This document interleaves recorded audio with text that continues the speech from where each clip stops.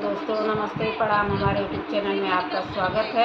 एक हम लोग विवाह गीत, बेटी विवाह गीत सुनाने जा रहे हैं। गाना कैसा लगेगा लाइक करिएगा, सब्सक्राइब करिएगा, कमेंट में ज़रूर बताइएगा कि गाना कैसा लगा। बहुत दर्द भरा बेटी विवाह गीत है।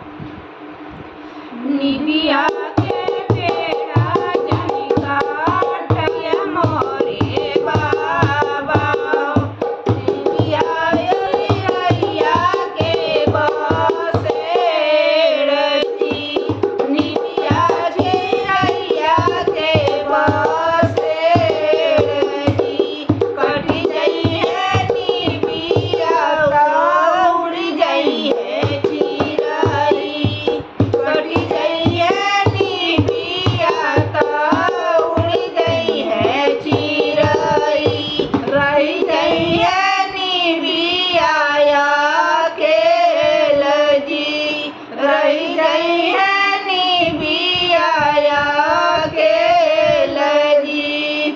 बेटी गर्भ से बोले मोरे बाबा, बेटी पराया धना होए जी, बेटी गर्भ से बोले मोरे बाबा, बेटी पराया धना होए जी।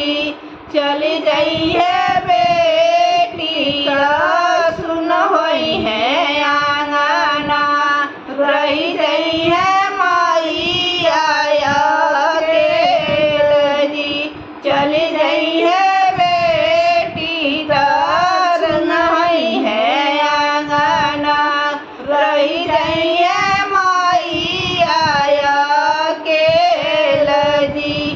इतना बचना सुनी माई कवन देई, रोवे मड़उआ के बीच जी, रोवे मड़उआ के बीच जी।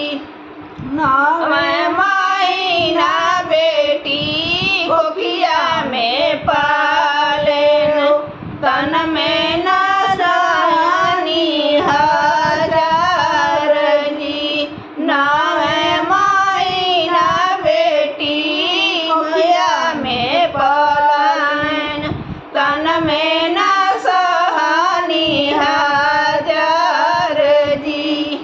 इतने बचना सुनी माई कवना देई, रोए मड़उआ के बीच जी, रोए मड़उआ के बीच जी।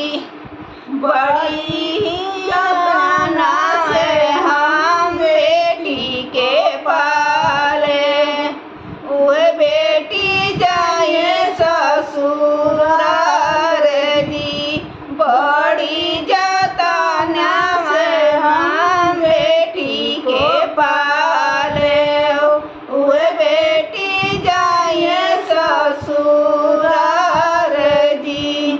डोलिया सजावे